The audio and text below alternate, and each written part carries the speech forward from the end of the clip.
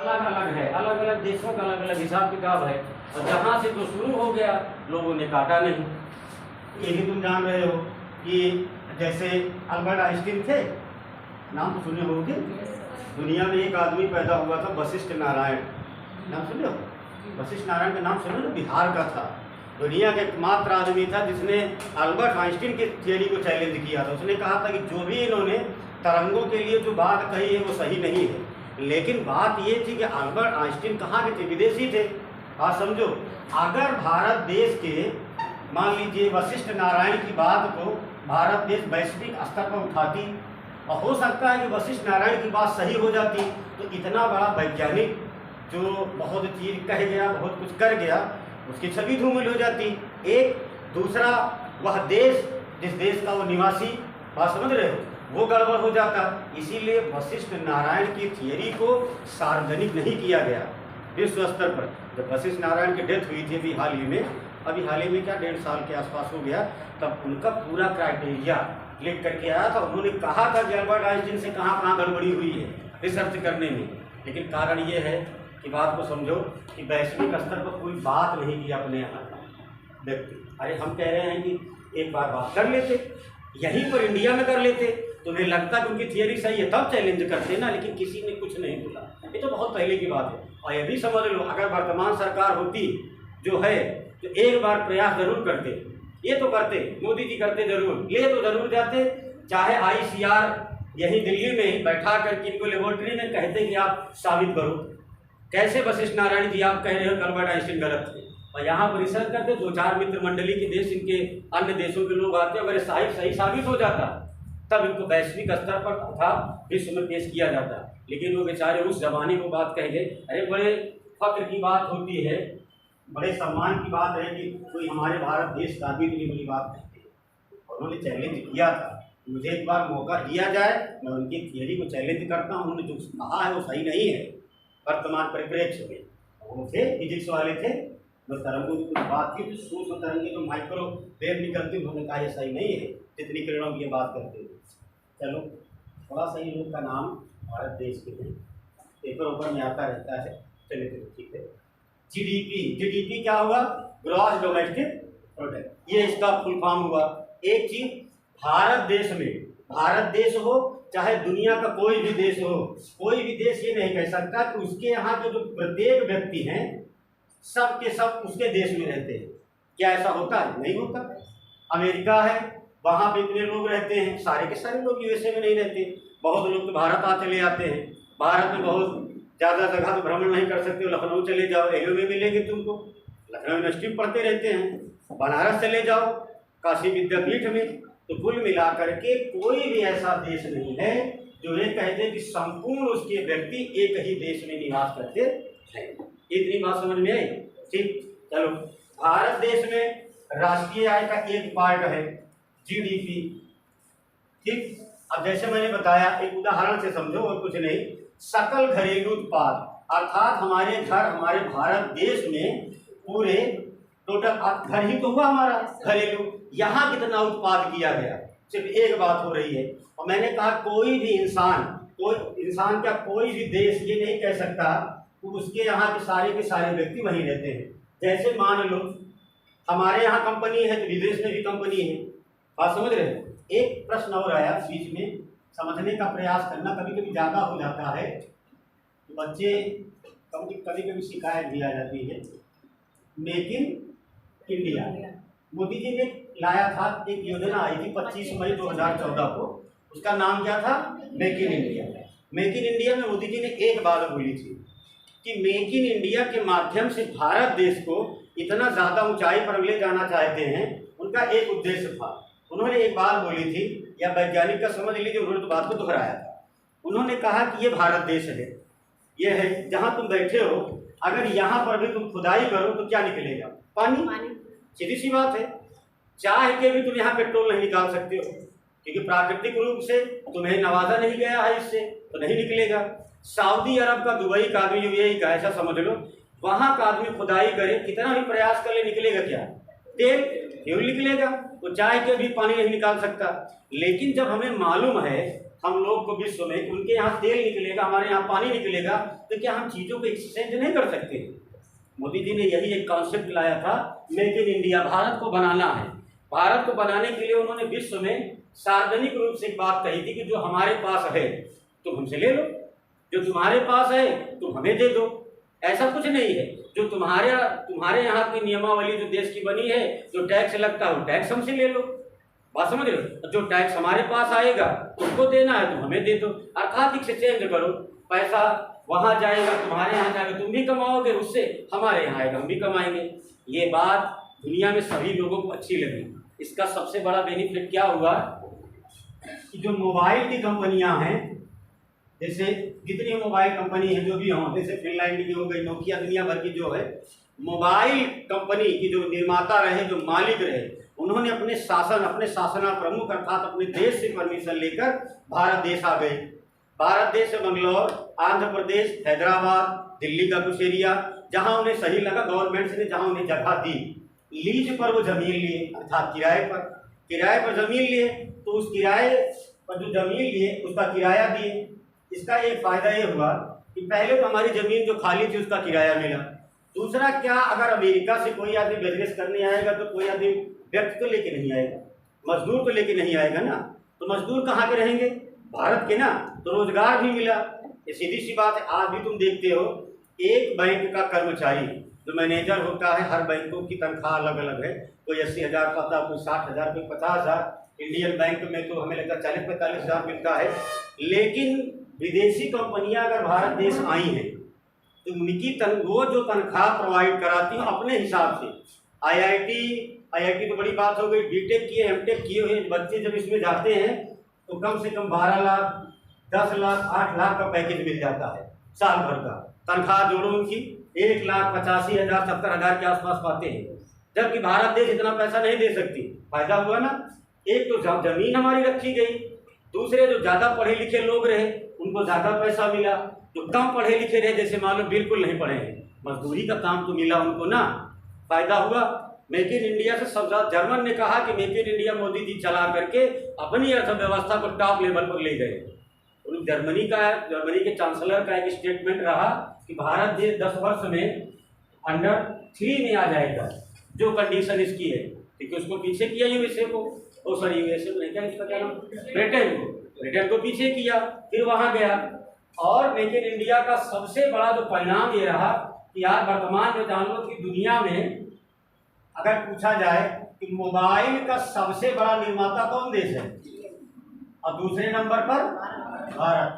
14 में स्थापित किया गया मेक इन इंडिया, और अभी जो सर्वे हुआ है भारत देश का, अभी 31 जनवरी 2023 को निर्मला सीतारमण ने जो सर्वे पेश किया था, आप समझ रहे हो, बजट के एक दिन पहले, उसमें कहा गया कि भारत देश मैन्युफैक्चर में मोबाइल में दुनिया में दूसरा सबसे बड़ा देश है। यूएनओ द्वारा 195 देश हैं जिनको मान्यता मिली है कि दुनिया में इतने देश हैं, जबकि 204 देश हैं जिनको यूएनओ ने मान्यता नहीं दिया है। भारत देश 193 देशों को पीछे किया है। और सोचो यूएसए भी नहीं है कि मोबाइल बनाए, चाइना नंबर 1 पर, भारत नंबर 2 पर। ये कंडीशन है। परसों मोदी जी का एक स्टेटमेंट आया है कि अगर हम फिर से प्रधानमंत्री बने, अभी परसों की ही बात है, पेपर में भी था, दैनिक जागरण में कहा कि उन्होंने कहा था कि मेरी ये इच्छा नहीं है, जो तुम्हें उचित लगे, जो तुम्हें सही लगे वोट उसको करो, लेकिन अगर मैं प्रधानमंत्री दोबारा अगर बना फिर से 24 में, तो भारत देश की अर्थव्यवस्था 5वें पर नहीं, कहाँ रहेगी, 3रे नंबर पर। इसके लिए जो कार्य किए जा रहे हैं वो कार्य करते रहेंगे और देशों के संबंध सही रहेंगे। पीपीपी में अर्थात उसमें परचेज पावर प्रॉपर्टी में क्रय शक्ति वाले में उन्होंने कहा भारत देश 3रे स्थान पर है, कोशिश करेंगे किस पर आ जाए, दूसरे नंबर पर आ जाए। लेकिन ये सब आप लोग के हाथ में है। ऐसा उन्होंने थोड़ा सा उनका संवाद रहा 10-5 मिनट का, उसमें उन्होंने बोला, ठीक है। आपका क्या रहे थे, जीडीपी है ना। जीडीपी में जैसे मान लीजिए मैंने कहा कि ये कंपनियां हैं, समझ गए ना कि मेक इन इंडिया के अंतर्गत बहुत कंपनियां आई हैं, टेस्ला वस्ला सब देख रहे हैं, मोटोरोला, दुनिया भर का काफ़ी कंपनियां हैं, नोकिया तक का भी मिल गई है फ्रेंचाइजी। अब मान लीजिए जैसे जीडीपी ऐसे निकाली जाती है मान लीजिए भारत देश में कहा जाता है कि भारत देश की एकमात्र कंपनी जो सुई से लेकर जहाज तक का निर्माण करती है, कौन सी कंपनी है? टाटा। ये हमारे पूर्वज कहा करते थे कि भैया सुई से लेकर मतलब जमीन से लेकर आसमान तक का कार्य करते हैं, सुई से लेकर जहाज तक का, जैसे टाटा है। अब यही लोग देखो, सरकार के पास कोई वो थोड़ी है कि पैसा छपाई करके अपनी जीडीपी बढ़ा लेगा। उसका कारण यही है कि पैसा आता कहाँ से है, वो आएगा यही जो सारा कार्य किया जाएगा, चाहे प्राइमरी सेक्टर हो, चाहे सेकेंडरी हो, चाहे थर्ड सेक्टर हो। प्राइमरी सेक्टर मान लीजिए कृषि है, कृषि का परसेंटेज गिरता जा रहा है, देख रहे हो।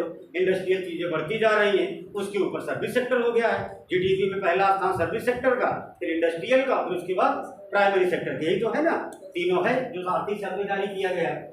टाटा ने मान लीजिए 100 रुपए का कोई चीज़ निर्माण किया, कहाँ का है तो भारत का ना।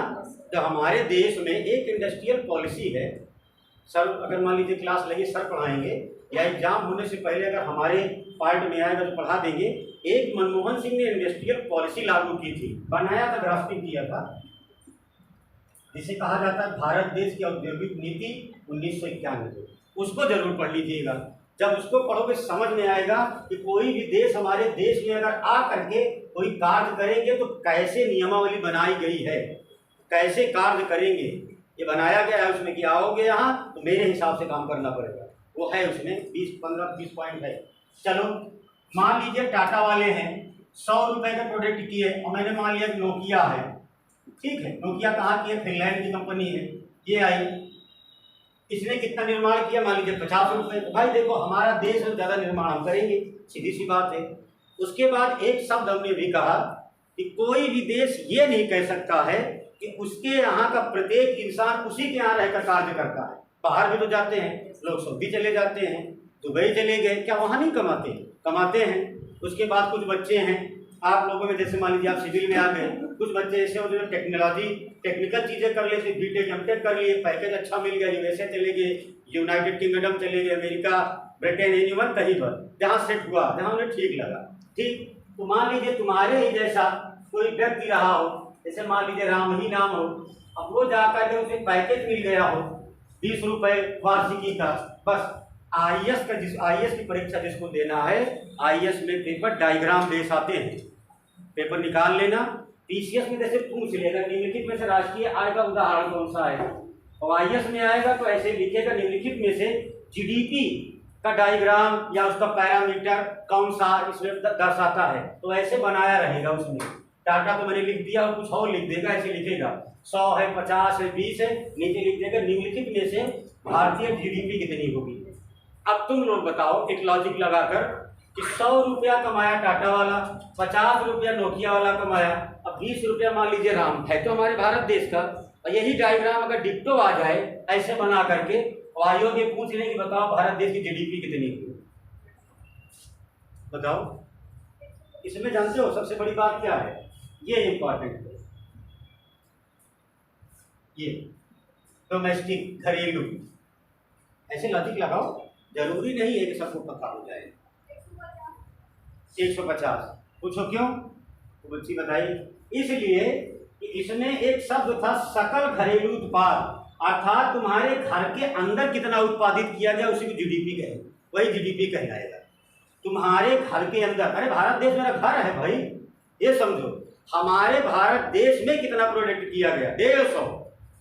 कारण क्या है, मैंने कहा ना लीज पर जमीन लिए तो बाहर नहीं, अहमदाबाद, कर्नाटका, बेंगलुरु कहाँ है, भारत देश में है ना।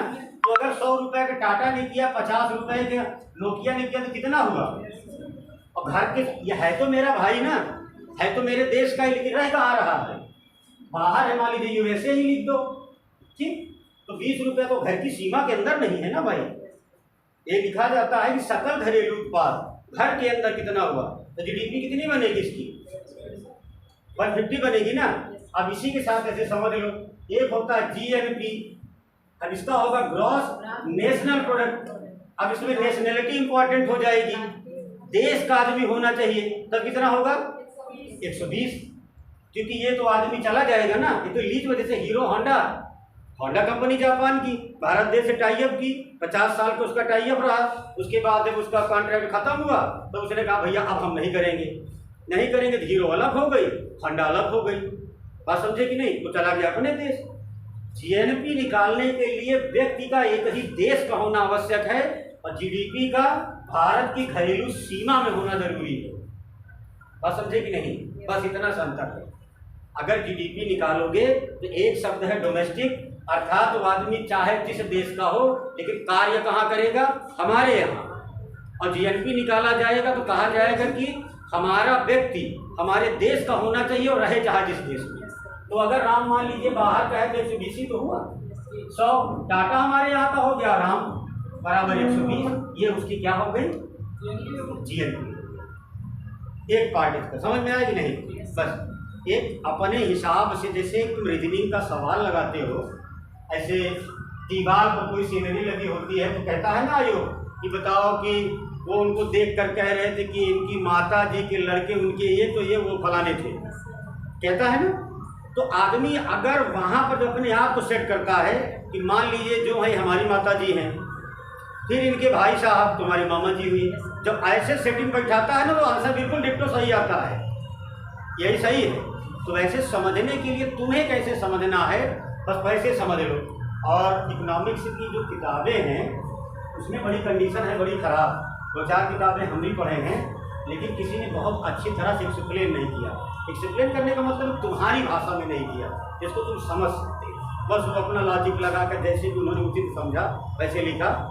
और करना क्या है, कोचिंग आदमी इसीलिए करता है, टीचर इसीलिए होते हैं कि टीचर तुम्हें पढ़ाएगा। बात समझ रहे कि नहीं? जीएनपी जीडीपी अब समझ में आया नहीं? जितने लोग हो ये निकालने का है तरीका कि जीडीपी कैसे निकलेगी, जीएनपी। और ऐसे कुछ भी लिख सकता है आयोग, 90 था, 50 था, 20 था, ऐसे ऐसे डायग्राम बना कर कह दे कि बताओ कितना निकलेगी जीडीपी। ठीक, चलो ये तो हम तुम्हें वो बता दिए, तो तुम्हें बाद में बताना था। पहले एक बात सुनो, राष्ट्रीय आय लिखे थे, राष्ट्रीय आय, नेशनल इनकम। भारत देश में, अभी लिखवा देंगे, सुन लो, पढ़ने के लिए लिखवा देंगे तो याद कर लीजिएगा।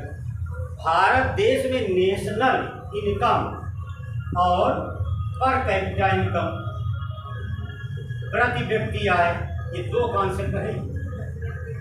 एक राष्ट्रीय आय और दूसरा प्रति व्यक्ति आय। अगर पूछा जाए कि दुनिया में इस शब्द का सर्वप्रथम प्रयोग किसने किया था? दादा भाई नौरोजी ने। कई बार प्रश्न पूछा गया है कि प्रति व्यक्ति आय शब्द का प्रयोग सर्वप्रथम किसने किया था? दादा भाई नौरोजी ने। और उनका पूछने का एक लॉजिक रहा, एक मेन रहा कि तुम जानते हो तो आप लोग कि भारत देश में जब अंग्रेज आए तो अंग्रेजों को भगाने के लिए जितने भी भारत देश के फ्रीडम फाइटर रहे या अच्छे व्यक्ति रहे, जो भी रहे हों, सबको इतिहास में पढ़ते हो, सभी लोगों ने प्रयास किया था कि इनको पहले यहाँ से भगा दिया जाए। दादा भाई नौरोजी एक ऐसे व्यक्ति रहे, उन्होंने कहा आज नहीं चाहे 50 साल के बाद देश को छोड़ के जाएंगे, क्योंकि 1910 में अफ्रीका को आज़ाद कर चुके थे। बात समझ रहे? तब उन्होंने कहा अगर एक एक देश को छोड़ रहे हैं तो एक दिन हमारा भी नंबर आ जाएगा, हम हमारे देश को भी छोड़ के चले जाएंगे। लेकिन हम लोग ये ध्यान नहीं दे पा रहे हैं कि ये कर क्या रहे हैं देश में, आर्थिक दोहन, जो हमारी इकोनॉमिकल कंडीशन है उसको सब बर्बाद करे जा रहे हैं। और अगर 100 साल के बाद गए भी यहाँ से तो ऐसा ना हो कि यहाँ पर कुछ ना बचे। तो भैया मेरे, इनको भगाने का काम तो करो, ये ठीक है, लेकिन अपनी आमदनी तुम करते क्या हो, लाते कहाँ से हो, वो तो देखो। इसीलिए एक शब्द आता है आर्थिक दोहन का सिद्धांत, dragon theory, economical dragon theory पूछा जाता है किसने दिया था? दादा भाई नौरोजी पहले व्यक्ति थे इन्होंने जिसने कहा कि हमारे देश में लोगों पर अत्याचार नहीं, ये तो हो ही रहा है, इसके साथ साथ हमारी इकोनॉमिकल जो कंडीशन है उसको सबसे ज़्यादा बर्बाद कर रहे हैं। इसका रिस्पॉन्सिबल कौन है? अंग्रेज। बात समझ रहे हो? और यही इनका परिणाम रहा कि इन्होंने शुरुआत की, अंत में 1925 में 3 बोगी सोना लेके जा रहे थे ना, पढ़े तो हो, 9 अगस्त को, 9 फरवरी को, और कहाँ पर लुटा गया था? काकोरी में, नहीं तो चला जाता। देखो कितने महान व्यक्ति रहे वो लोग, उनको मालूम था कि हमें भले ना मिले, अरे वो क्या करते तो देश के लिए मर रहे थे। लेकिन आज़ादी के बाद इकोलॉजिकल अर्थात आर्कियोलॉजी वाले, पुरातत्व वाले जब खुदाई किए क्या सोना पाए नहीं, पूरा 3 गाड़ी सोना मिला था, दिल्ली ले जाया गया, आर्कियोलॉजी डिपार्टमेंट में रखा गया, उसकी सफाई हुई, लेकिन अगर वो लेके चले जाते तो क्या मिलता तुम्हारे यहाँ? कुछ लगता? कुछ नहीं। इसीलिए कहा जाता है, प्रश्न है उसमें देखिएगा प्रैक्टिस सेट में, आर्थिक दोहन का सिद्धांत किसने दिया? दादा भाई नौरोजी। एक दूसरा, पहली बार किसने नेशनल इनकम की बात कही, पर कैपिटा इनकम की बात किसने कही? दादा भाई नौरोजी। एक प्रश्न ये हुआ। एक प्रश्न आयोग ने निकाला है अपने दिमाग से, वो भी सही भी है। उसने पूछा था, एक प्रश्न आया है, शायद आरओ में आया था कि प्राप्त पीसीएस में है, राष्ट्रीय आय का पहला कॉन्सेप्ट दादा भाई नौरोजी के द्वारा दिया गया। ठीक, तो फिर नीचे लिखा गया था, राष्ट्रीय आय का वैज्ञानिक तरीके से पहली बार मूल्यांकन किसने किया था? बात समझ रहे हो? जैसे एक फिलासफर होता है, फिलासफर अगर आएगा तो कह देगा, कुछ भी बोल के चला जाएगा, पंखा है, ये चलेगा, चला गया, निकल गया। लेकिन अगर कोई साइंटिस्ट, अगर कोई वैज्ञानिक आएगा तो रीजन बताएगा कि पंखुड़ी ऐसे ही क्यों चल रही है, ऐसे काहे नहीं चल रही है, चलने का रीजन क्या है, क्योंकि साइंस का मतलब है कि पूरा निष्कर्ष देना। तो राष्ट्रीय आय का डाटा अर्थात राष्ट्रीय आय शब्द का प्रयोग दादा भाई नौरोजी ने दिया, इसके कुछ कॉन्सेप्ट बताए, लेकिन वैज्ञानिक तरीके से इसे समझाने का प्रयास किया था BKRB राव। ये रहने वाले दक्षिण के थे, BKRB राव ने, उनका पूरा नाम था विजेंदु कस्तूरी रंगा वरदराज राव। बात समझ रहे? इन्होंने इसको समझाया था। यही डिप्टो आयोग ने पूछा था कि वैज्ञानिक तरीके से किसने कहा था। जैसे एक प्रश्न है, अब चलो सब कुछ लिख लो, डालो पहले राष्ट्रीय आय, एक एक स्टेप लिखते जाना। राष्ट्रीय आय, नेशनल इनकम, सर 20 रुपये प्रति व्यक्ति। हाँ 20 रुपया इनके हिसाब से, और सही भी था। जानते हो सन कौन सा था? 1960 और भाई 20 रुपया उस जमाने में बहुत बड़ी बात थी। आज के समय से समझो कितना, 2 लाख रुपए के आसपास। वर्ष 2000 क्या लगा है? 23 है ना? तो 20 रुपये कितना रहा होगा उस समय? तो बड़ी बात नहीं है। हमें आपको लगता है ना कि 20 रुपया कम है, कम नहीं है। अभी तुम्हारी उम्र हमसे बहुत छोटी है, हम सब छोटे थे तब जानते हैं कि 17,000 रुपये का स्कूटर मिलता था। हम छोटे थे, हमारी मौसी की शादी हुई थी, 17,000 रुपये का एलामेल वेस्पा का कंप्लीट स्कूटर मिला। आप बताओ मोटरसाइकिल की क्या कीमत है? अब तो आदमी कहेगा 17,000 के मिले तो हम ले लें, लेकिन ऐसा नहीं। उस समय मामा हमारे आरोप सचिवालय में हैं, इस समय समीक्षा अधिकारी, तब उनकी तनख्वाह उस समय 7200 रुपये थी।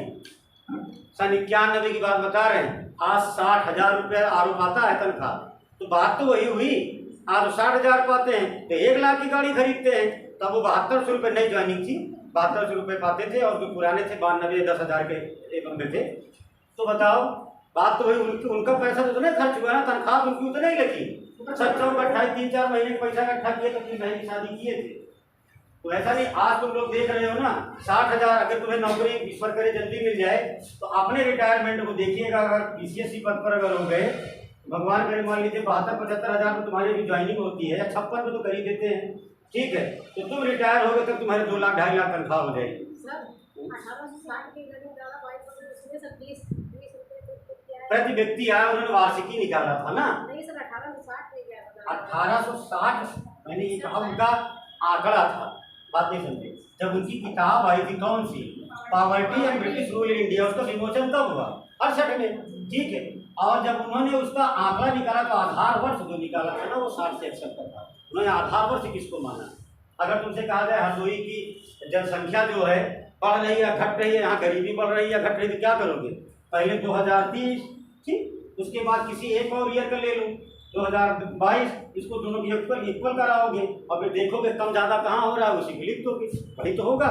ज़्यादा होगा तो कहोगे आदमी तरक्की कर रहा है, माइनस में करो जाओगे तो कहेगा कि 22 की अपेक्षा 23 की कंडीशन खराब है।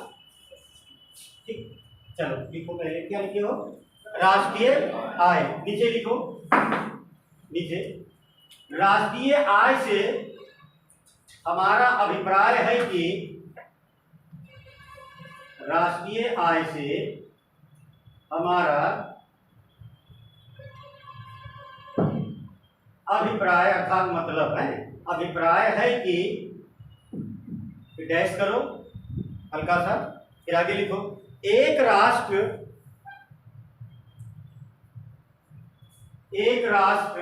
की एक वर्ष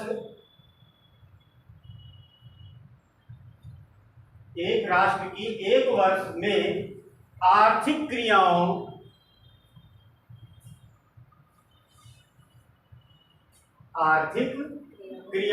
के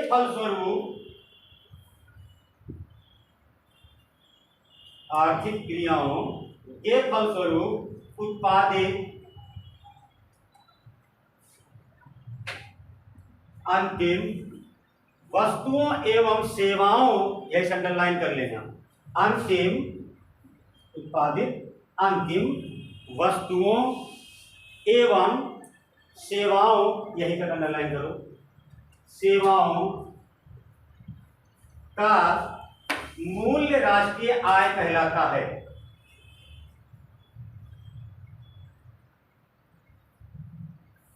का मूल्य राष्ट्रीय आय कहलाता है।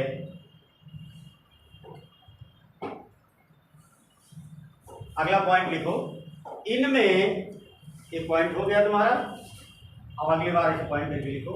इनमें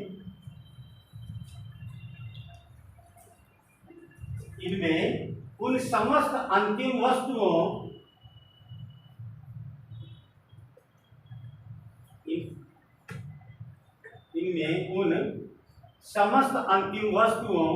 एवं सेवाओं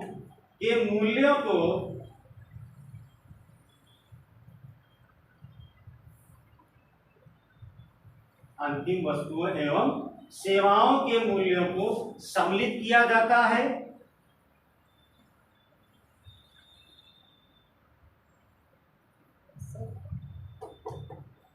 अंतिम मूल्यों एवं सेवाओं को सम्मिलित किया जाता है जो देश के सामान्य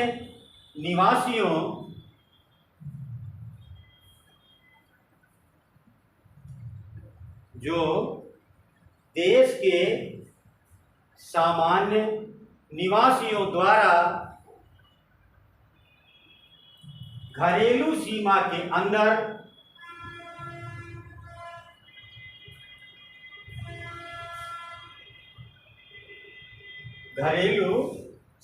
के अंदर या बाहर उत्पादित की गई हो।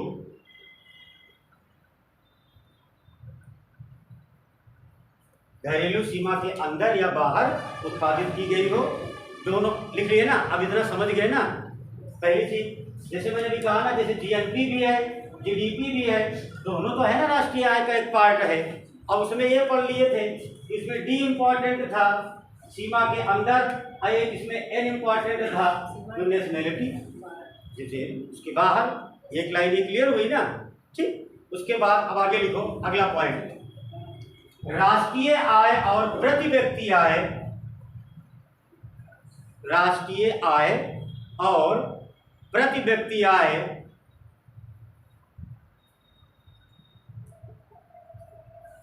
राष्ट्रीय आय और प्रति व्यक्ति आय की प्रथम गणना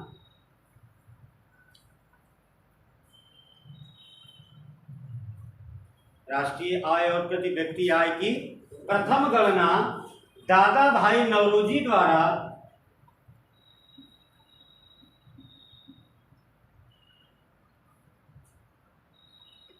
दादा भाई नौरोजी द्वारा 1867-68 में किया गया था, या किया गया, खोल दिया किया गया, ठीक। और जानकारी के लिए अगर तुमसे कोई कभी पूछा जाए कि प्रति व्यक्ति आय, पर कैपिटा इनकम की ये सब बातें उन्होंने किस किताब में कही थी, उस किताब का नाम था poverty and British rule in India, ठीक। अब नीचे एक लाइन और लिखो, राष्ट्रीय आय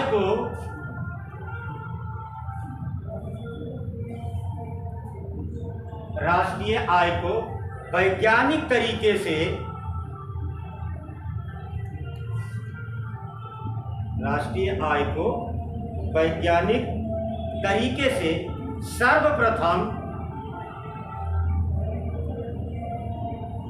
वैज्ञानिक तरीके से सर्वप्रथम उल्लेख BKRB राव द्वारा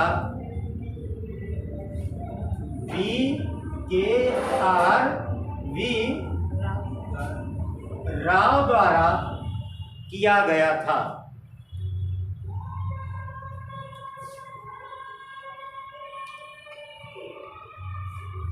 राष्ट्रीय आय को वैज्ञानिक तरीके से अर्थात इसका उल्लेख किसके द्वारा किया गया था?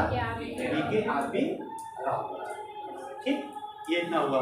BKRB दरअसल अभी लिखवा देंगे 1949 में एक राष्ट्रीय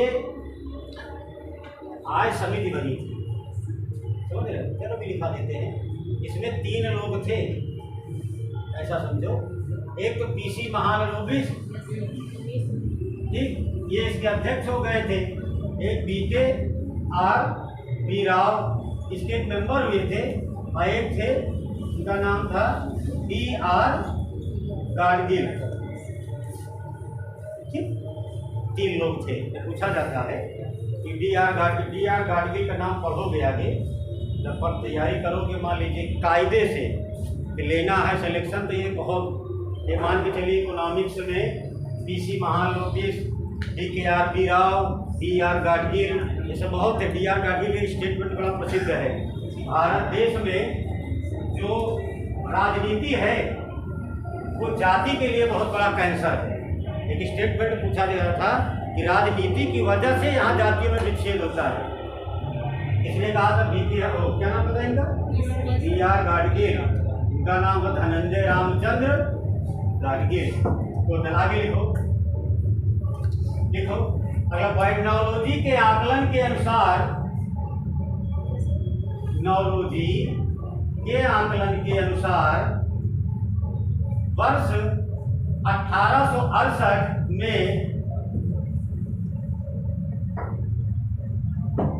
नौरोजी के आकलन के अनुसार वर्ष 1868 में प्रति व्यक्ति आय 20 रुपया थी।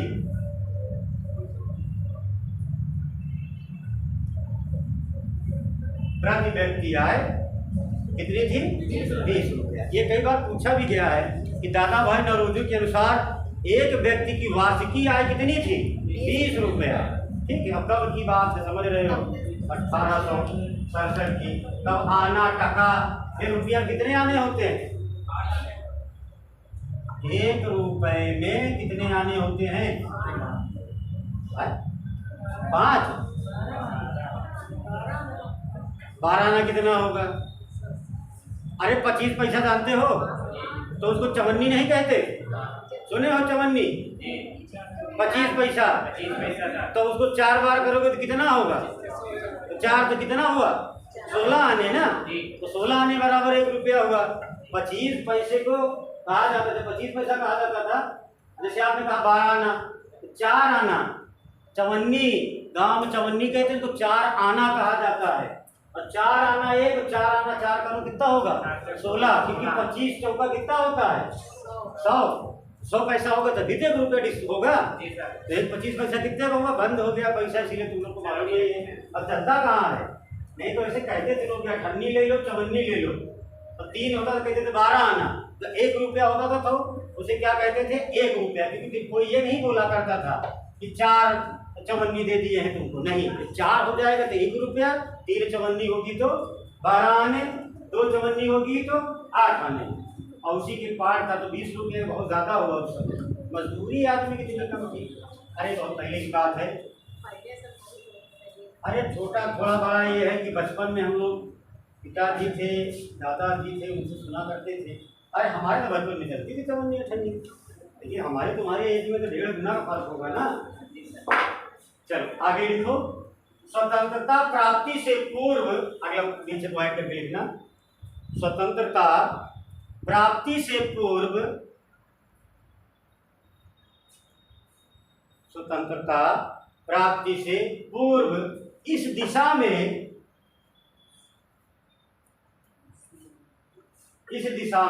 प्रथम आधिकारिक प्रयास स्वतंत्रता प्राप्ति से पूर्व इस दिशा में आधिकारिक प्रयास वाणिज्य मंत्रालय,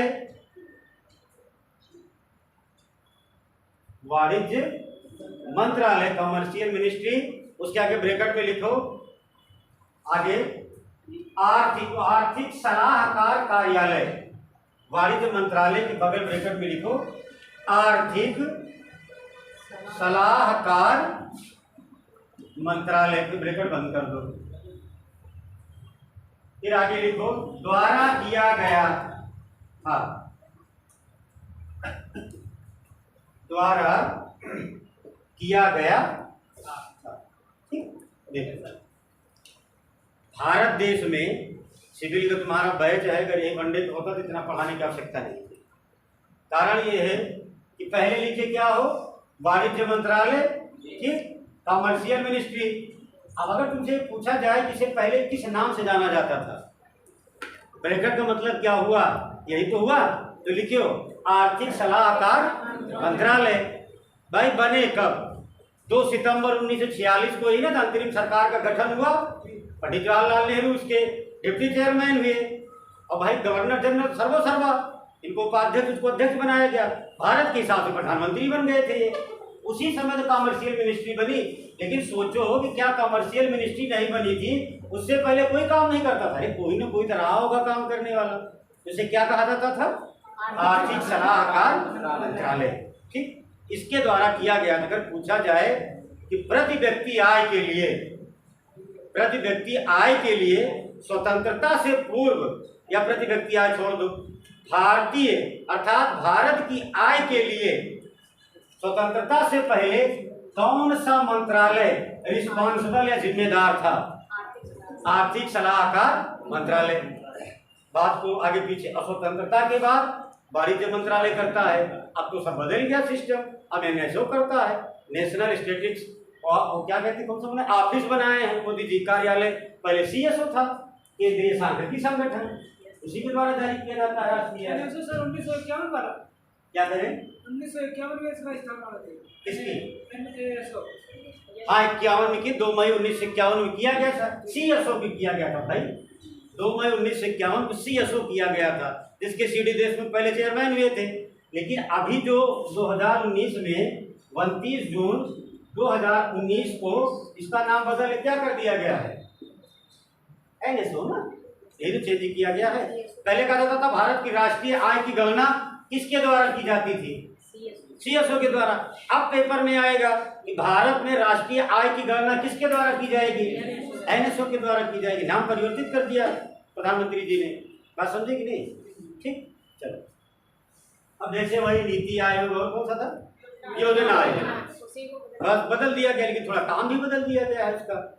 योजना आयोग में सारी चीजों को लिख करके प्लानिंग किया जाता था। नीति आयोग में थिंक टैंक है, और थिंक टैंक का मतलब है सोचो कार्य करो। मोदी जी ने ही कहा था ना कि हमारे पास अब प्लान बनाकर काम करने का समय नहीं है, बहुत आगे निकल चुके हैं, अब हम सोचेंगे और काम तत्काल शुरू करेंगे, अब ग्राफ्टिंग नहीं करेंगे किसी चीज। आगे लिखो, इसको थोड़ा सा लिख लो, एक बात और बता दें। आगे लिखो, सन 1949 में, सन 1949 में 1949 है ना, सन 1949 में प्रथम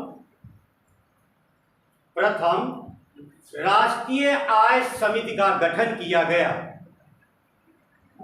बहुत इंपॉर्टेंट लाइन है ये, कई बार परीक्षा में पूछा गया है। सन 1949 में प्रथम राष्ट्रीय आय समिति का गठन किया गया। यह समिति 3 सदस्यीय थी। यह समिति 3 सदस्यीय थी, 3 सदस्यीय थी। अब आगे डैश करो। इस समिति के अध्यक्ष,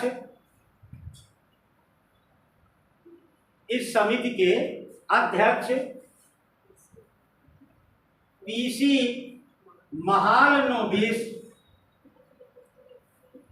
इस समिति के अध्यक्ष पीसी महालनोबिस तथा अन्य सदस्य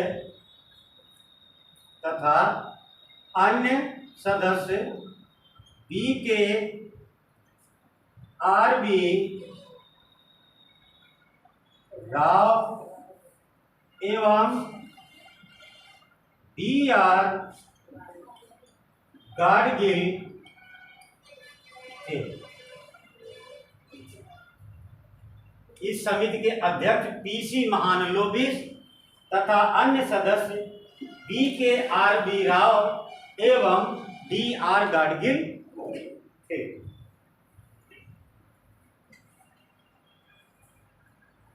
क्या समझे? 4 लाइन 5 लाइन लिखे हो, इन 4-5 लाइनों को जा करके चाहे मेंस का कोई सेट हो, चाहे प्रीलिम्स का हो, PCS का या IS का, मिला लीजिएगा। IS में मिलेगा तो स्टेटमेंट वाइज मिलेगा। राष्ट्रीय आय की गणना करने वाला पहला व्यक्ति दादा भाई नौरोजी, नीचे ये लिखा है, कहो करंट से जोड़ दे। वर्तमान में भारत देश की GDP 3.75 ट्रिलियन डॉलर। पहला सही कि दूसरा सही कि दोनों सही कि एको सही नहीं, उसकी तो कहानी ऐसी बनती है। PCS में तुम्हें डिप्टो लाइन मिलेगी जितना तुम लिखे हो, जाके मिला लेना। प्रति व्यक्ति आय, per capita income, national income, इन दोनों की बात करने वाला व्यक्ति दादा भाई नौरोजी। किताब कौन सी थी? Poverty and British rule in India. प्रकाशित कब हुई?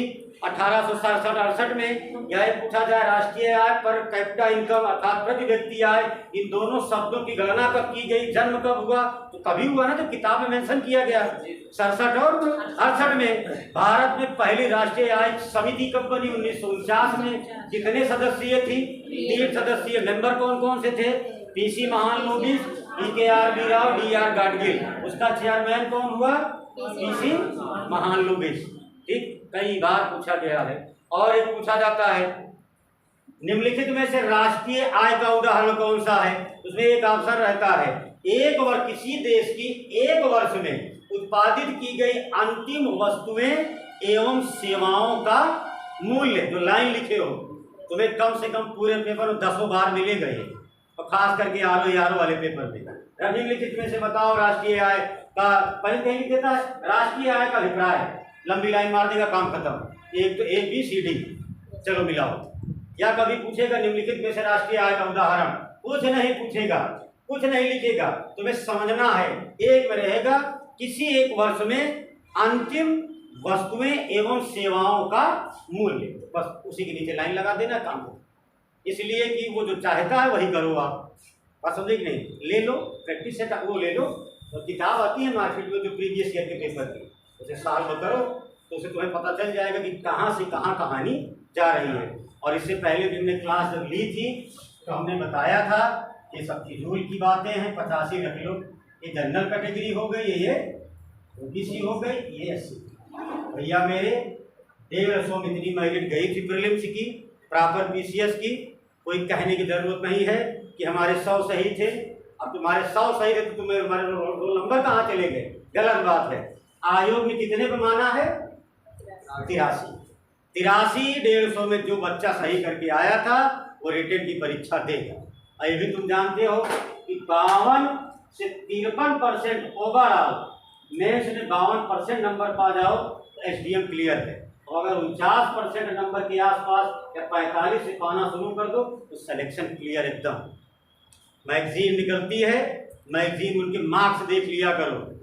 200 में 125, 120, 75, 63, 50 नंबर तक लोग पाते हैं। 50 का मतलब क्या हुआ? 1/4 ना 200 में। लेकिन अगर किसी में 50 पाते हैं तो किसी में 125 भी पा जाते हैं, तो दोनों को मिला के कितना हुआ? 175। कितने में से? 400 में से। इसका मतलब पहुंच गए ना 40% के आसपास, मतलब वो इंटरव्यू के आसपास पहुंच रहे हैं। और अगर मान लीजिए तो भाई 2-4 नंबर लेके पहुंच गए, तब वहां पे ये क्लियर करता है कि आपके ग्रेजुएशन में सब्जेक्ट क्या थे। क्योंकि SDM और डिप्टी SP तो बाहर हो गया, अब तुम्हारे ग्रेजुएशन के सब्जेक्ट डिसाइड करेंगे। जैसे तुम सोशलॉजी लिए हो, जिला समाज कल्याण अधिकारी सोसाइटी वेलफेयर में दे देगा कुछ। हिस्ट्री लिए हो, आर्कियोलॉजी में कर देगा, ये उसका क्रिया है। लेकिन अच्छे नंबर पा गए तो हो जाता है। अरे हम इसलिए तुमको कह रहे हैं कि कुछ नहीं हो पाया है ना, हम लोग से कुछ गलतियां स्टार्टिंग में हुई। अब देखो आगे क्या होता है। इसीलिए बहुत ज़्यादा मेरिट नहीं जाती। पढ़ो चाहे जितना भैया पढ़ो वही उतना जितना वो पूछता है, बाकी तुम पूरे अर्थशास्त्री हो जाओ उससे कोई मतलब नहीं है। अगर उसके द्वारा दिए गए क्वेश्चन पे आंसर लग गया तो ठीक है, नहीं कहानी खत्म। जाओ, चाहे तुम कहीं राजा हो चाहे फकीर। इसके यहाँ हमारे यहाँ जैसे बहुत आदमी टहलते रहते हैं आगे पीछे, है ना। चलो यहाँ तक इसको पढ़ लीजिएगा, आगे लिखो अगला पॉइंट करके। दूसरा अगला पॉइंट करके लिखो, भारत में राष्ट्रीय आय के आंकड़े, भारत में राष्ट्रीय आय के आंकड़े, भारत में राष्ट्रीय आय के आंकड़े 1 अप्रैल से 31 मार्च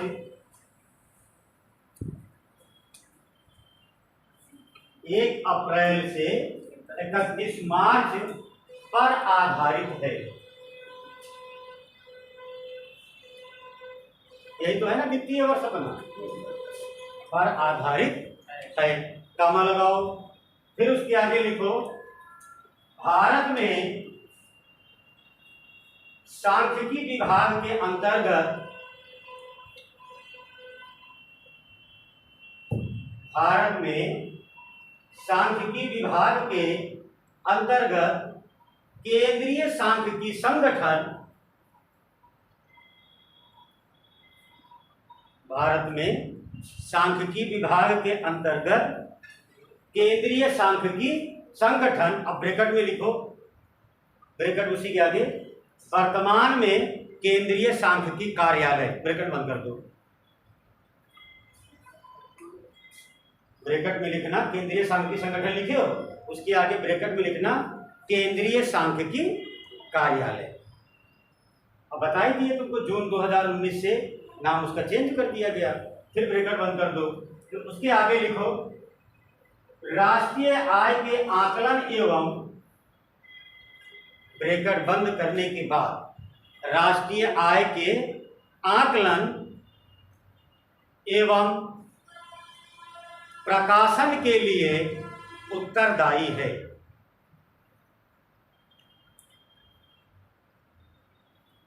प्रकाशन के लिए उत्तरदायी है। बोल रहे हम लोग, ये बताओ इसमें इंग्लिश मीडियम वाले कितने लड़के हैं? एक और नहीं है कोई। कारण क्या है कि संस्थानों में बड़ी दिक्कत हो रही है, बात समझ रहे कि नहीं?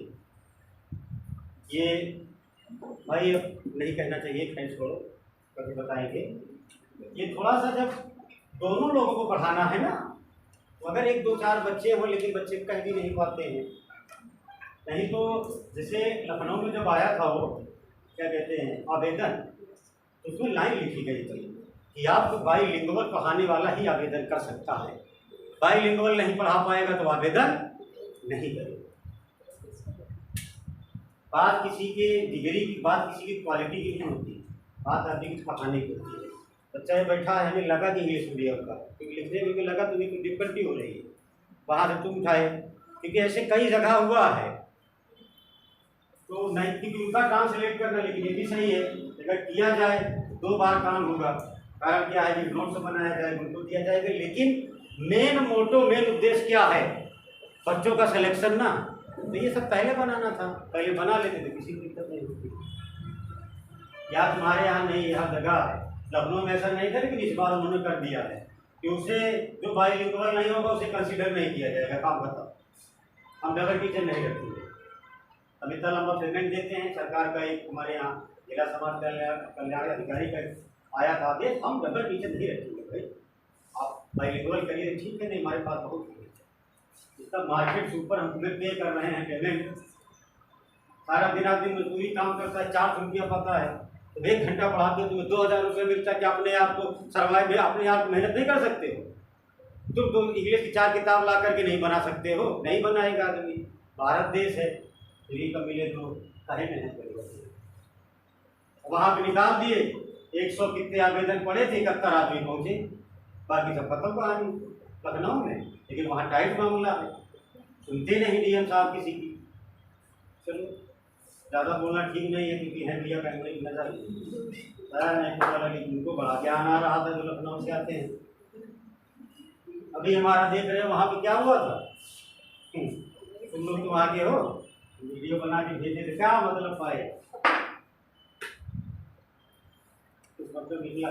चलो आगे लिखो, क्या लिखे हो ऊपर, रिस्पॉन्सिबल उत्तरदायी इसका कौन है, एनएसओ।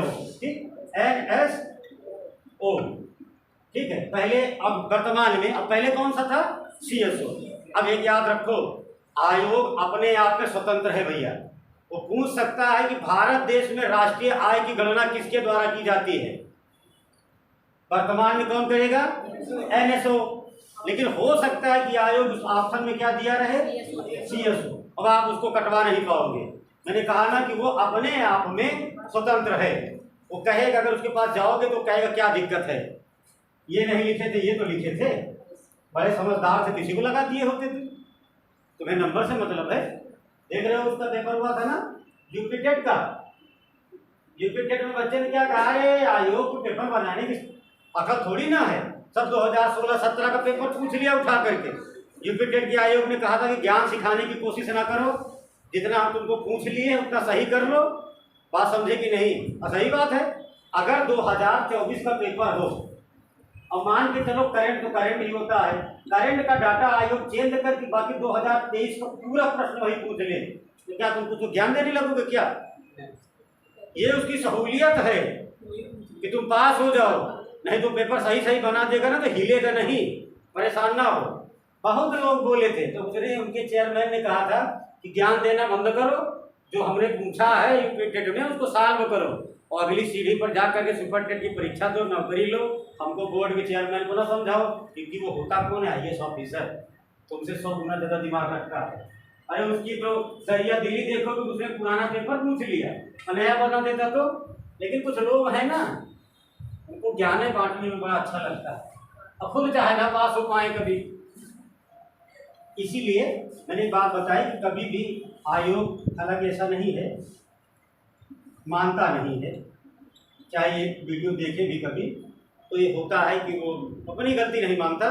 तो वर्तमान में क्या है, एनएसओ, लेकिन ये माना जा सकता, हो सकता है आयोग आंसर क्या दे दे, सीएसओ, फिर कैंसिल नहीं करेगा वो, नंबर इसी को दे देगा वो। ठीक, चलो आगे लिखो। इस कार्य में, उसी आगे लिखो, इस कार्य में राष्ट्रीय प्रतिदर्श, इस कार्य में राष्ट्रीय प्रतिदर्श सर्वेक्षण संगठन, उसे इंग्लिश में क्या कहेंगे, एनएसएसओ। हाँ, राष्ट्रीय प्रतिदर्श सर्वेक्षण संगठन, अब ब्रैकेट में क्या लिखोगे, एनएसएसओ। इसे इंग्लिश में कहा जाता है नेशनल सैंपलिंग सर्वे ऑर्गेनाइजेशन। बस समझे, प्रतिदर्श का मतलब जानते हैं क्या था, शुद्ध भाषा में सैंपल, नमूना। प्रतिदर्श का मतलब होता है प्रतिदर्श, राष्ट्रीय प्रतिदर्श हो, क्या लिखे हो, सर्वेक्षण संगठन, एनएसएसओ। और क्या के कोई शुरू क्या लिखे हो, इसकी सहायता राष्ट्रीय प्रतिदर्श सर्वेक्षण संगठन, ब्रैकेट में एनएसएसओ, केंद्रीय सांख्यिकी संगठन, केंद्रीय सांख्यिकी संगठन, अब ब्रैकेट में क्या लिखोगे, वही भी वर्तमान में एनएसओ, वर्तमान में एनएसओ की मदद करता है। एनएसओ ब्रैकेट में रहेगा, की मदद करता है। ठीक, अब बात समझ लो, जो लिखे हो बात की बात है। जब राष्ट्रीय आय की गणना की जाएगी, उसका चार्ट जारी किया जाएगा, 2 आदमी होंगे उसमें, अर्थात 2 विभाग होगा। वर्तमान में होगा एक एनएसओ, इसका काम क्या है, किसी भी चीज की को जारी कर देना, लेकिन जारी करने से पहले पूरा नमूना इकट्ठा करना पड़ेगा ना। सारी चीजें इकट्ठा करने का काम किसका होता है, एनएसएसओ का। जैसे उसमें पढ़े भी हो, नेशनल सैंपलिंग सर्वे ऑर्गेनाइजेशन, हर जगह का सारी चीजें लाना, ला करके रखना, फिल्टर अर्थात छानना, सही क्या है गलत क्या है कम करके और सीएसओ को दे दो और सीएसओ क्या करेगा, उसे जारी कर देगा। उसी तरह से जैसे किसी इंसान को मृत्युदंड मिल जाए, बात समझे, तो कहा जाता है कि मृत्युदंड माफ करने के अर्थात 72 आर्टिकल 72, ठीक है, ये पावर किसको है, भारत देश के प्रेसिडेंट को, राष्ट्रपति को। लेकिन जब आगे सिविल के स्टूडेंट हो, आगे जाके पढ़ो, जब किसी इंसान को फांसी दी जाती है, जब याचिका पड़ती है, तो भारत देश का गृह मंत्रालय अर्थात होम मिनिस्ट्री का, जैसे मान लीजिए कौन है, अमित शाह, इनके विभाग में एक लेटर जारी किया जाएगा राष्ट्रपति के द्वारा। अमित शाह किसी अच्छे व्यक्ति, एक IAS ऑफिसर की अध्यक्षता में एक समिति का गठन करेंगे। वो समिति उस व्यक्ति को, जिस व्यक्ति को फांसी की सजा हुई है, जन्म से लेकर वर्तमान जजमेंट सुनाने तक की पूरी कहानी, पूरा चिट्ठा वो लेके आएगा और किसको देगा, गृह मंत्रालय को।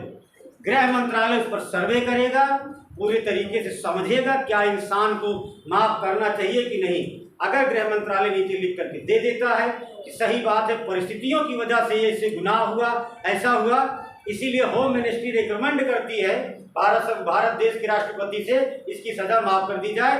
एक लाइन राष्ट्रपति नहीं पढ़ता, अगर आ गया गृह मंत्रालय से लेकर इसे माफ कर दिया जाए, भारत देश में चिड़िया बैठा देगा, काम खत्म। ये उसकी पावर है। जब आगे पढ़ोगे इंडियन कॉन्स्टिट्यूशन, तब पता चलेगा कि वास्तविक शासक कौन होता है। होम मिनिस्ट्री किसी के मृत्युदंड में, वैसे यहाँ है कि सीएसओ, एनएसओ या सीएसओ जारी करने के तो काम ये करते हैं, लेकिन भैया पूरा काम कौन करता है?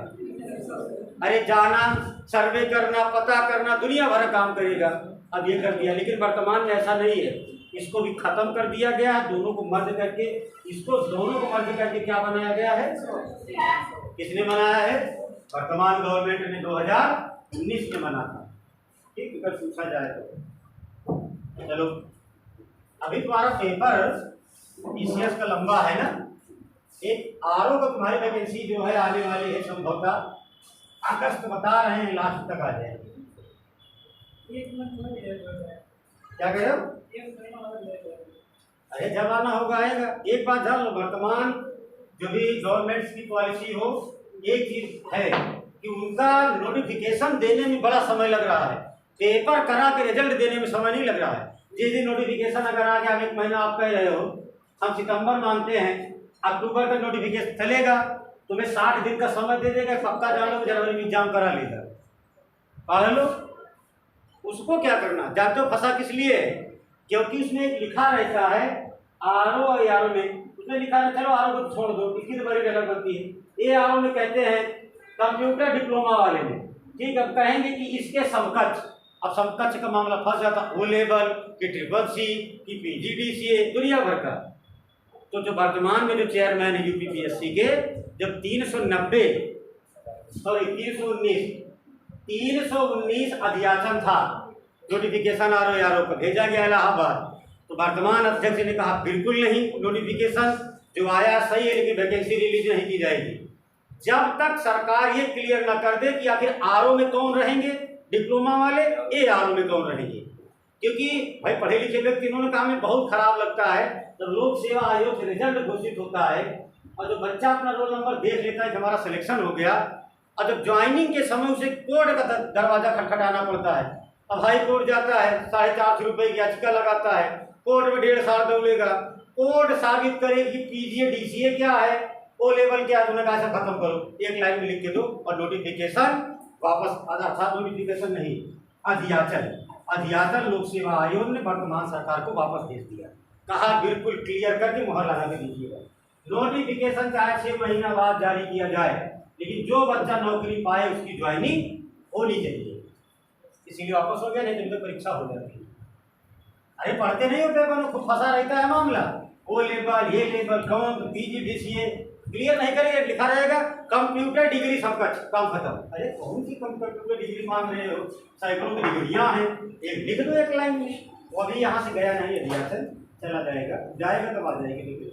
आरओ का फॉर्म भर देना तुम लोग, ठीक है, दोबारा दबाना। IAS में फॉर्म नहीं भरना अभी फिलहाल, जहाँ तक हम जानते हैं अटेम्प्ट होता है उसमें थोड़ा सा लेट भरना, जब तैयारी हो जाए तब। नहीं तो पता लगे कि IAS बनने लायक जब हो जाओ तुम्हारे पास अटेम्प्ट न बचे, आयोग कह दे कि तुम तो किसी कार्य के लिए तो पूरा हो चुके हो। नहीं देख रहे हो, पिछली बार वीरप्पा मोइली की अध्यक्षता में विधि आयोग का गठन हुआ था ना, द्वितीय विधि आयोग का गठन किसकी अध्यक्षता में हुआ है? पढ़ते हैं नहीं। वीरप्पा मोइली कर्नाटक के हैं और इन्होंने भारत सरकार से रिकमेंड किया था कि जनरल की उम्र कितनी कर दी जाए? 30 साल। जनरल का अटेम्प्ट 3, बैकवर्ड का 5, SC का 7।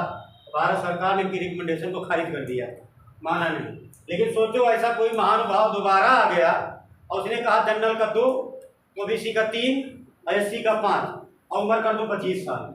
और सरकार का क्या, मूड़ी आदमी बैठे रहते हैं, दस्तखत करते, ठीक है सही कह रहे हैं। तो उनके सही कहने में नुकसान किसका हुआ? तुम्हारा। लेकिन PCS में बहुत राजनीति होती है।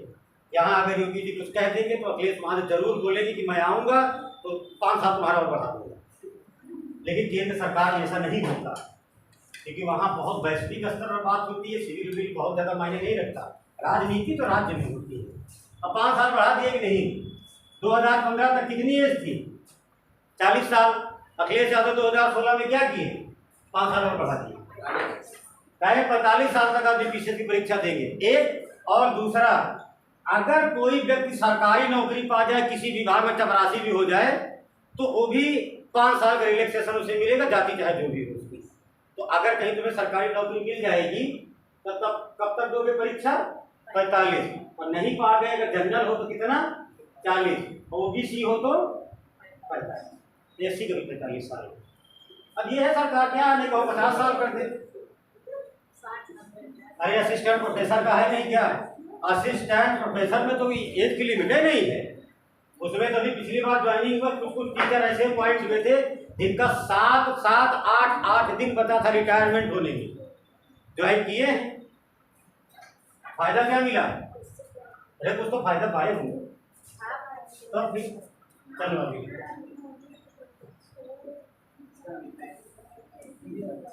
अरे नेट पे देखते ना, नेट का फॉर्म आता तो लिखा रहता है, मतलब एज कुछ नहीं है, देते रहो। नेट की परीक्षा चाहे जब उसकी कोई एज नहीं, GRS की नहीं है, 30 साल।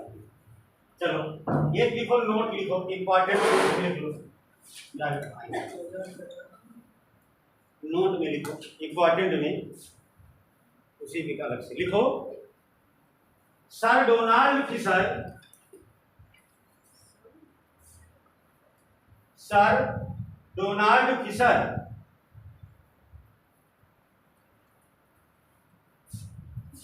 सर डोनाल्ड फिशर, ब्रैकेट में लिखो Britain. Sir Donald Fisher, bracket में लिखो ब्रिटेन, को सांख्यिकी का जन्मदाता माना जाता है।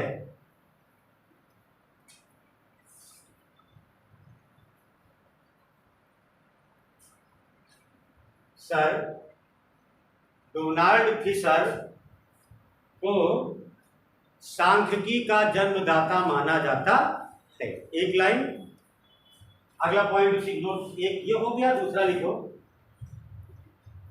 भारतीय दृष्टिकोण से, भारतीय दृष्टिकोण से भारत में, भारतीय दृष्टिकोण से भारत में सांख्यिकी का जन्मदाता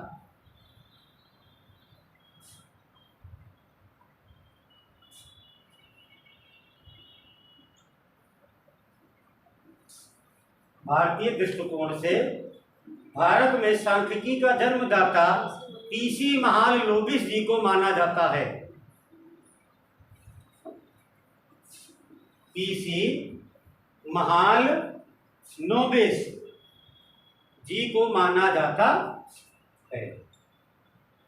सुनो, अभी एग्जाम हुआ है, बुंदेलखंड यूनिवर्सिटी ने एक पेपर कराया था B.Ed का, देव हो कोई लोग, उसमें लिखा था कि भारत में सांख्यिकी का शिल्पकार किसे माना जाता है।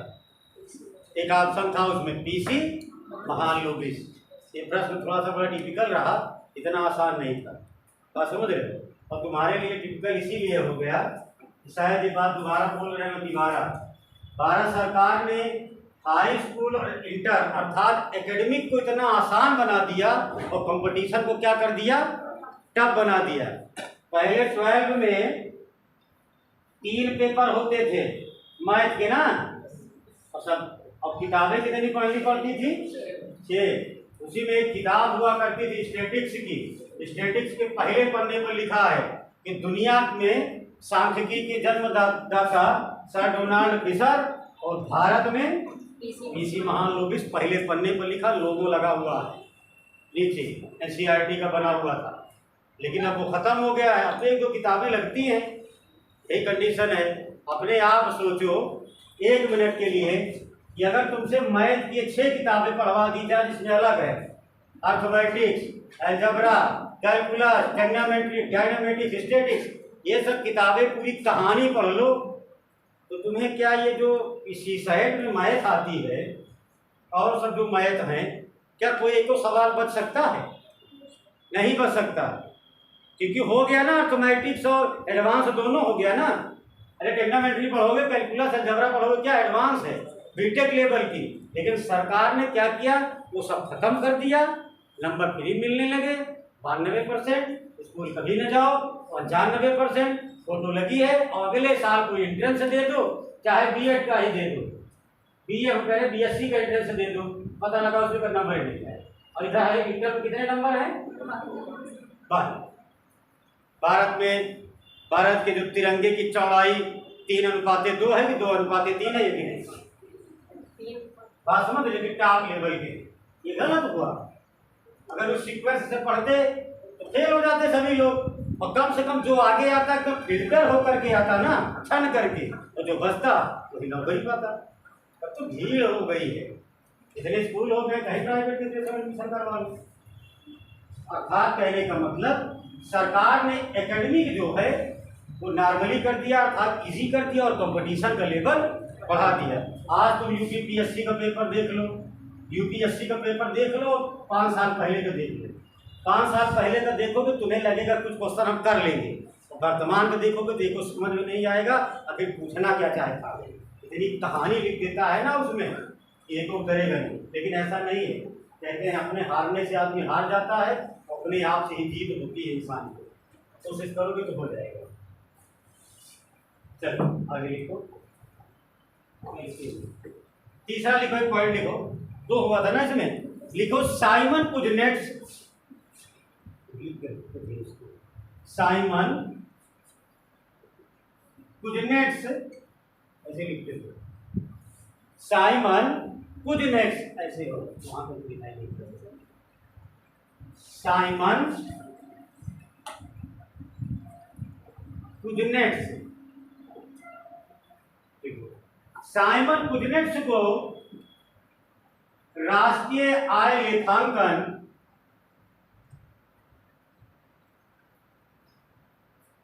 साइमन कुजनेट्स को राष्ट्रीय आय लेखांकन, अंडरलाइन कर लो इतना, राष्ट्रीय आय लेखांकन का जन्मदाता माना जाता है।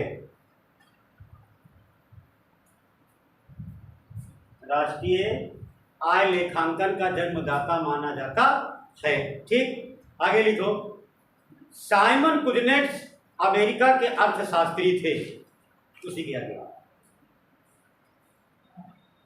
साइमन कुजनेट्स अमेरिका के अर्थशास्त्री थे। उन्हें 1971 में 1971 उन्हें लिख लिया उतना ना, अमेरिका के अर्थशास्त्री थे। उन्हें 1971 में अर्थशास्त्र के नोबेल से सम्मानित किया गया।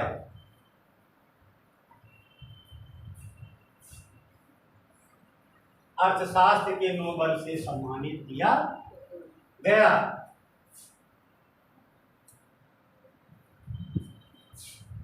देखिए अब सुनो, 2022 का जो आईएएस का मेंस का पेपर हुआ था, उसमें एक सवाल पूछा गया था कि साइमन कुजनेट्स के अनुसार भारतीय अर्थव्यवस्था की विवेचना 200 शब्दों में करो। बात समझे? ऐसे प्रश्न आते हैं रिटर्न में। मैं इसमें पूछा गया था कि साइमन कुजनेट्स के अनुसार भारतीय अर्थव्यवस्था की विवेचना या उल्लेख कितने शब्दों में करो? 200 शब्दों में। इसका मतलब ये तो वनडे के लिए हुआ। अगर पूछा जाए कि राष्ट्रीय लेखांकन अर्थात नेशनल इनकम की ग्राफ्टिंग किसने की थी, तो साइमन कुजनेट्स ने। चलो तो ग्राफ्ट किया, उसका प्रारूप बना करके दिया। ऐसा ही है 1971 में पूछा जाए, उन्हें नोबेल का प्रदान किया गया 1971 में।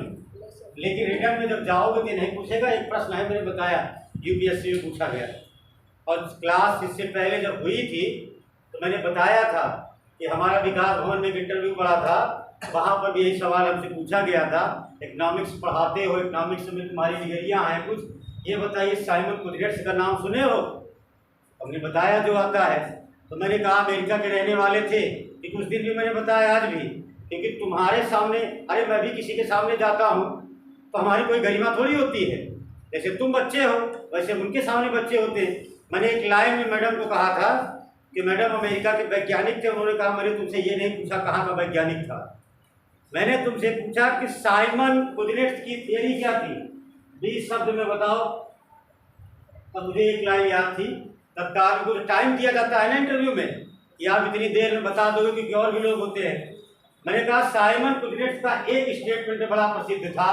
वो कहा करता था, जब किसी देश की अर्थव्यवस्था की ताकत विश्व स्तर पर अर्थात वैश्विक स्तर पर बढ़ने लगती है तो उस देश का दूसरे देशों से संबंध बड़े अच्छे हो जाया करते हैं। कैन और हमने कहा मैडम 20 शब्द में तो फिलहाल हमें लग रहा है कि इससे ज़्यादा तो फिर और एक्सप्लेन करना पड़ेगा। तब उन्होंने कहा कि आईएएस बोर्ड ने यह प्रश्न क्यों पूछा, तुम बताओ। दिमाग लगा कि आप लोग, इसलिए कि भारत दुनिया की कौन सी बड़ी अर्थव्यवस्था है? 5वीं। 195 देश में भारत 5वीं सबसे बड़ी, 194 देश 95 देश में 5वीं सबसे बड़ी अर्थव्यवस्था है। एक चीज, और साइमन कुजनेट्स की थियरी सही हुई ना कि जब किसी देश की अर्थव्यवस्था बढ़ने लगती है तो वहाँ कुछ देश के दूसरे देश से संबंध अच्छे होते हैं कि नहीं? भारत देश के कौन संबंध खराब हुए हैं बताओ? सभी देशों से संबंध अच्छे हुए ना। तो साइमन कुजनेट्स की थियरी भारत देश में लागू हुई। ये मेन रीजन रहा आईएएस बोर्ड के जो भी सिलेक्टर रहे प्रश्न को पूछने का। बात समझे कि नहीं? और उम्मीद है वो पेपर में कटिंग आई नहीं होगी, क्योंकि मैडम ने तो नहीं पढ़ा होगा आईएएस का मेंस, लेकिन उनके साथ में जो बैठे थे 105 लोग वो तो पढ़ते हैं। और उन्होंने हमें याद दिलाया, याद करो, टीचर हो इतना नहीं पता रहता कि मेरे समय क्या पूछा जा रहा है। ये उनके शब्द थे। क्या अभी पेपर रिटर्न हुआ है, अभी पूछा गया साइमन कुजनेट्स की थियरी। यही प्रश्न तुमसे कोई लड़का अगर साल को करवाता क्लास में तो क्या करते? बाहर निकल आते। मैंने कहा नहीं, बताओ, एक्सप्लेन करो। ये होता है। बात समझे कि नहीं? थोड़ा सा वो सब चला गया जमाना। वो जो तुम्हारे सामने बैठे रहते हैं ना, वो हिलती रहती है खोपड़ी उनकी, बाद की बात है। चश्मा नहीं लगा पाते बराबर, वृद्ध रहते हैं, लेकिन सवाल ऐसा पूछेंगे ना, सवाल क्या जाते जाते आधार में पसीना पसीना हो जाता है। चलो अब एक हेडिंग डालो, राष्ट्रीय आय की लागत। 3 प्रश्न है इसमें। पीटी लायक है कि साइमन कुजनेट्स रहने वाले कहाँ के थे? अमेरिका के।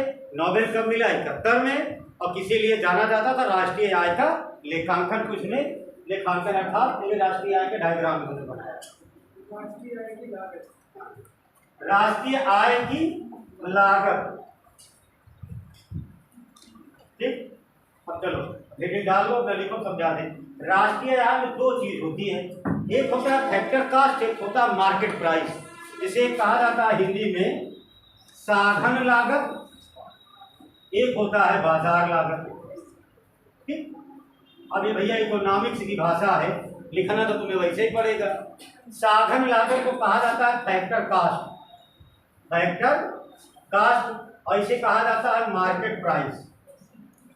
ठीक है, मार्केट प्राइस। साधन लागत अपनी भाषा में समझो।